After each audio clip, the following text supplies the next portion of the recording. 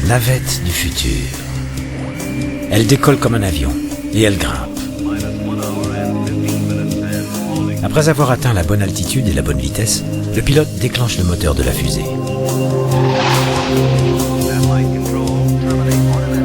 La navette du futur est dans l'espace. De l'aéroport à l'orbite spatiale, un bond tout en douceur. Un vendredi soir sur la grande roue de l'espace. La navette du futur est au rendez-vous. À moins d'une demi-heure du décollage, c'est le moment d'enregistrer et d'embarquer pour un week-end dans l'espace.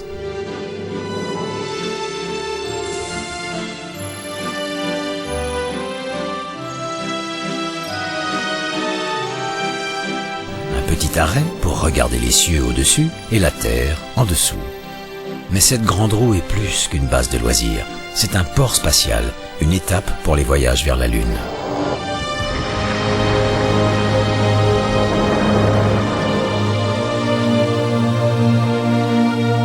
Car désormais, la Lune est colonisée, et il est plus économique d'affréter le chargement et le personnel depuis une orbite terrestre que directement depuis la Terre.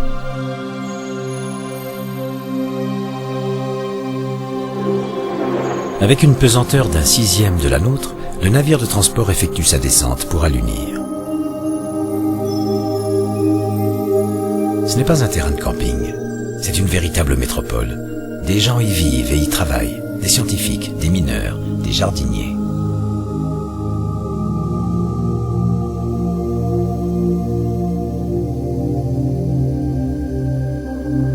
Et plus loin encore, sur Mars, d'autres colonies. Des villes entières sous bulles hermétiques, dessinées sur le modèle des bases lunaires et ravitaillées par elles.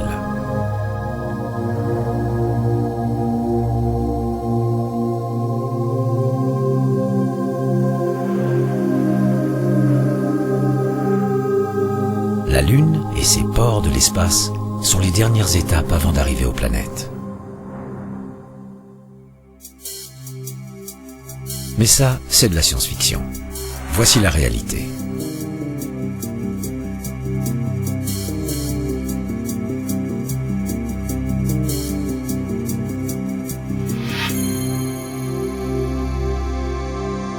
ISS, la Station Spatiale Internationale.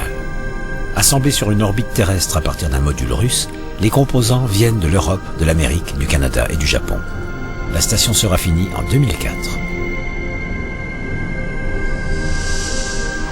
13 nations participent au projet. Les équipes seront internationales, avec des engins de ce type, un robot inspecteur en forme de ballon. Il dirige les astronautes dans leur sortie dans l'espace et vérifie la superstructure.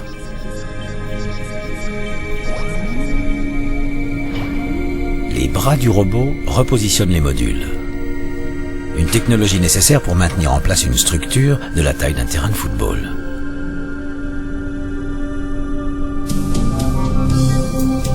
À l'origine, les équipes voyageaient à bord de l'ancienne navette spatiale américaine. Leur vaisseau de survie, Soyouz, un cargo spatial utilisé par Mir, la station spatiale russe.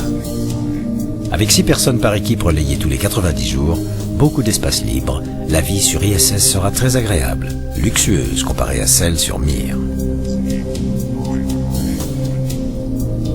ISS coûte 100 milliards de dollars. Elle prendra le relais de Mir. Son objectif est de tester les effets de la vie dans l'espace sur de longues périodes. Ces tests sont vitaux si un jour nous devons aller sur Mars.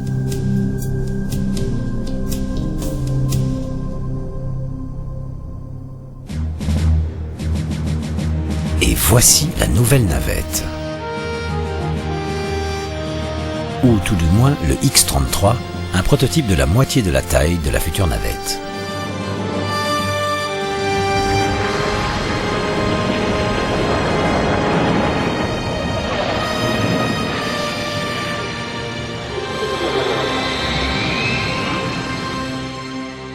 Tandis que la construction de la Station Spatiale Internationale est en cours, des tests de vol sont effectués sur le X-33. C'est le précurseur de Venture Star, la navette qui transportera les chargements de la station, 20 tonnes à la fois. Chaque vol coûtera 10 fois moins cher qu'avec l'ancienne navette. Contrairement à l'ancienne navette, qui larguait à chaque vol son réservoir de carburant et ses propulseurs, Venture Star formera un ensemble compact entièrement réutilisable.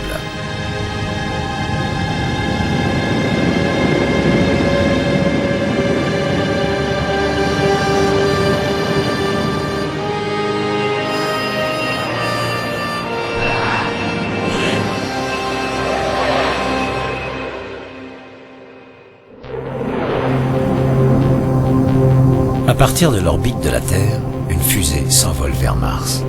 C'est la fin du XXIe siècle. Grâce à des ports spatiaux comme ISS, la planète rouge est maintenant colonisée. La fusée, une fois lancée, nous approchons de ce petit monde froid et de son atmosphère si ténue.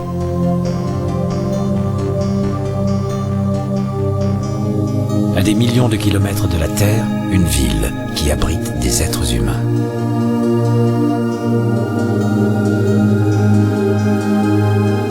Mais c'est une vie enfermée dans une bulle. Des couloirs étanches relient les labos, les usines, les bureaux et les habitations.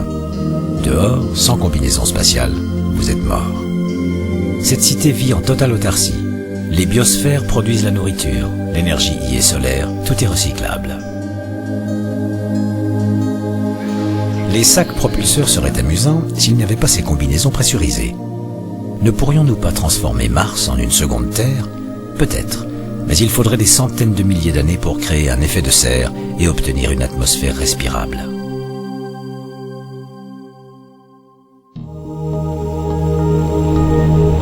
Au départ d'un port spatial du futur, pour aller au-delà de Mars, il faudrait voyager pendant plus de 15 ans pour atteindre Pluton, la planète la plus lointaine.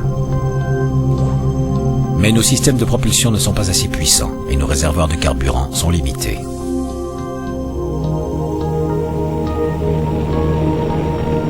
On pourrait utiliser l'énergie solaire, mais en voyageant vers les planètes lointaines, l'énergie diminue. Plus nous voyageons loin, plus la lumière du soleil devient faible.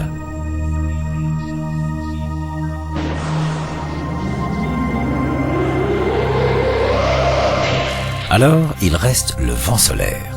On pourrait éventuellement le récupérer dans de gigantesques voiles et se laisser dériver au gré des particules électrisées soufflées par le soleil.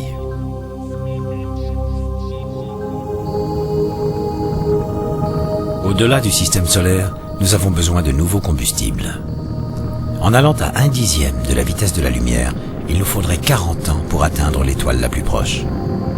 La propulsion nucléaire ou ionique serait capable de nous donner cette poussée nécessaire, mais pour l'instant, de tels voyages sont pure science-fiction.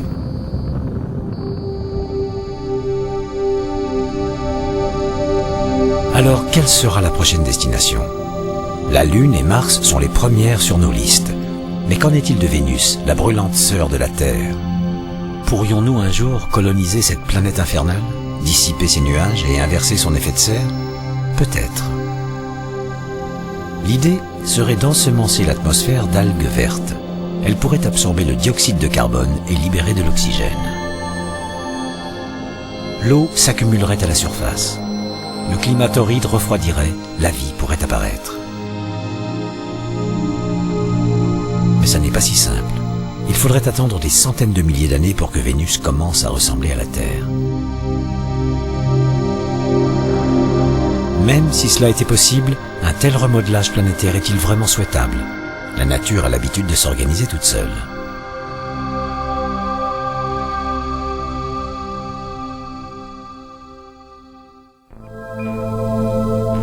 Et maintenant, que pensez-vous de cette idée-là? C'est celle d'Arthur Clarke, le gourou de l'espace. Ériger une tour de 36 000 km de haut à la surface de la Terre. Une sorte d'ascenseur de l'espace.